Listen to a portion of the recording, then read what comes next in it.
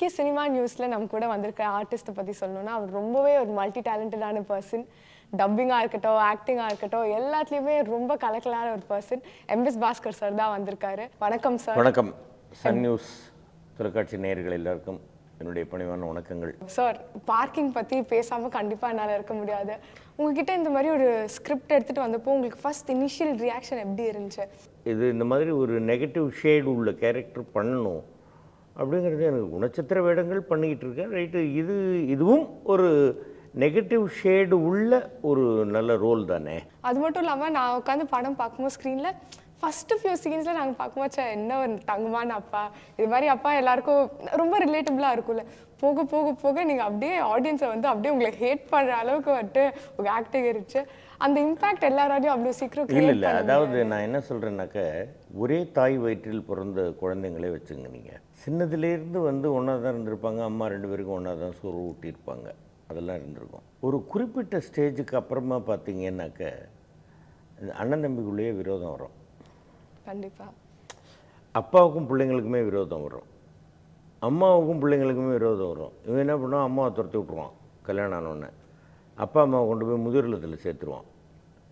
இது எல்லாத்துக்கும் காரணம் என்ன? ஒன்று, இவனுக்குள்ளே வந்து அவங்க மேலே ஏதாவது வெறுப்பு வர்ற அளவுக்கு ஏதாவது நடந்திருக்கணும், இல்லை மாமியார் மருமகள் சண்டை நடந்திருக்கணும், இல்லை இவங்களுக்கும் அவங்களுக்கும் ஏதாவது சொத்து பிரச்சனை, வாக்கிய வரப்பு தகராறு இருந்திருக்கணும். இது எல்லாமே ஒரு ஈகோவில் வர்றது தானே, ஸ்டார்டிங் பாயிண்ட் ஈகோ தானே. அந்த மாதிரி தான் இது. இப்போது இது வரைக்கும் கோடு போட்டிருக்கிறாங்க, அதுதான் பார்க்கிங்கு. எங்கிட்ட நான் அந்த கார் வந்து ஒரு அரை அடி முன்னாடி இருக்குது.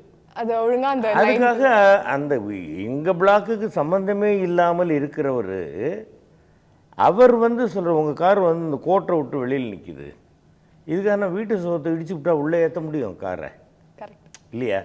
இப்போ நான் சொன்னேன், சார் நீங்கள் அந்த பிளாக்கில் இருக்கிறீங்க சார், நீங்கள் உங்களுக்கு 2 வீலர் தான் வச்சுருக்கீங்க, நீங்கள் அப்படி தானே சார் எடுத்துகிட்டு போகிறீங்க, உங்களுக்கு என்ன சார் டிஸ்டர்பன்ஸ் இதில்? இல்லை உங்கள் டாக்குமெண்ட் எடுத்துகிட்டு வாங்க, அதே இதுக்கு உங்கள்கிட்ட காமிக்கணும். இதெல்லாம் தேவையில்லாத வேலை தானே.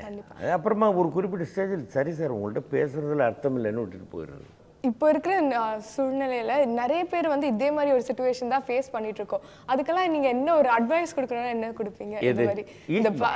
நான் என்ன சொல்கிறேன்னா, விட்டு கொடுத்து போகிறது இருந்தது அப்படின்னாக்கா வந்து பல பிரச்சனைகளை தவிர்க்கலாம். நீங்கள் ஏதாவது ஒருத்தர் ஒன்று சொல்கிறாங்க அப்படின்னாக்கா, அப்படியா சரிப்பா, ரைட்டு, ஓகேப்பா, சாரிப்பா அப்படின்னு போயிட்டீங்கன்னா முடிஞ்சு போச்சு மேட்ரு. ஏன் பண்ணுவோம், சின்ன ஒரு விஷயம் சொல்கிறதுக்கு தான் நான் அப்படி தான் பண்ணுவேன், அது சொல்கிறதுக்கு நீ யார், இப்படிலாம் கேட்டுக்கிட்டு இருந்தாக்க தானே பிரச்சனை. கண்டிப்பாக. அதனால் மேக்ஸிமம் ஒதுங்கி போயிடுறது பெட்டர். நீங்கள் பண்ணுற ஒரு ரோலுமே ஏதாச்சும் ஒன்று புதுசாக இருக்கும் கண்டிப்பாக. அந்த உங்கள் எஃபர்ட்டாக இருக்கட்டும், நீங்கள் போட்டிருக்க இயர்ஸ் ஆஃப் ப்ராக்டிஸாக இருக்கட்டும், எல்லாமே வந்துட்டு அழகாகவே தெரியும். இது எல்லாமே கண்டிப்பாக ஒரு நாளில் நடக்கலை. உங்கள் ஜேர்னி ஒரு லாங்கான ஜேர்னி. ஸோ ஃபஸ்ட்டு நீங்கள் வந்து பார்த்த வேலை மூவிஸ்குள்ளே வர்றதுக்கு முன்னாடி நான் இந்த இடத்துல சொல்கிறதுல ரொம்ப சந்தோஷப்படுறேன். என்னன்னாக்க, என்னுடைய வளர்ச்சியில் பெரும் பங்கு சன் டிவி தான். சின்ன பாப்பா பெரிய பாப்பா, நீங்களாம் பிறந்தீங்களா இல்லையானே தெரியாது. சின்ன பாப்பா பெரிய பாப்பாவிலேருந்து தான் அப்படியே அது அப்போ என்ன பண்ணிட்டாங்க, அது ஒரு 4 வாரம் வர்ற கேரக்டர். ஓகே, என்ன பண்ணுவோம், மாமி இருப்பாங்க, தேசிய சொல்லிக்கிறோங்க, அப்படி பலாருன்னு அரைஞ்சிடுவாங்க.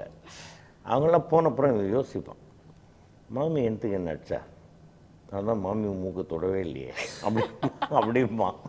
அதுலேருந்து அப்படியே 6 வருஷம் த்ரூ அவுட்டா எல்லாரையும் மாற்றினாங்க, பட்டாபியை மட்டும் மாற்றலை. அந்த மாதிரி அதுக்கப்புறமா வந்து செல்வி, அதில் வில்லன். அதுதான் ரொம்ப ஒரு பொம்பளை வந்து இந்த ரேஷன் கடைக்கிட்ட இருந்தது. அதாவது திங்கள்லேருந்து வெள்ளி வரைக்கும் வில்லன், சனிக்கிழமை பட்டாபி. அது அந்த ஒரு லேடி அதை அரைச்சி வாங்குறது. நான் ரேஷன் கடைக்கெல்லாம் போவேன். போயிருக்கும்போது பார்த்தது அப்படி, ஏன்பா நீ பாட்டுக்கு சிரிப்பீரி, அவன்கிட்ட 100 ரூபாய் வாங்கின்னு ஒழுங்காக தானே இருந்த, என்னத்துக்கு அந்த ராதிகா குடும்பத்தை இது மாதிரி படுத்தினுக்கிறேன். 2 சீரியலையும் முடிச்சு போட்டுருக்கு இந்த மாதிரி. அதுக்கப்புறம் செல்விக்கு அப்புறமா நான் வந்து சீரியல் எதுவும் பண்ணல, சினிமாவில் கொஞ்சம் பிஸி ஆகிட்டதுனால நான் இந்த பக்கம் வந்துட்டேன். உடனுக்குடன் செய்திகளை தெரிந்து கொள்ள சன் நியூஸ் பெல் ஐகானை கிளிக் பண்ணுங்க.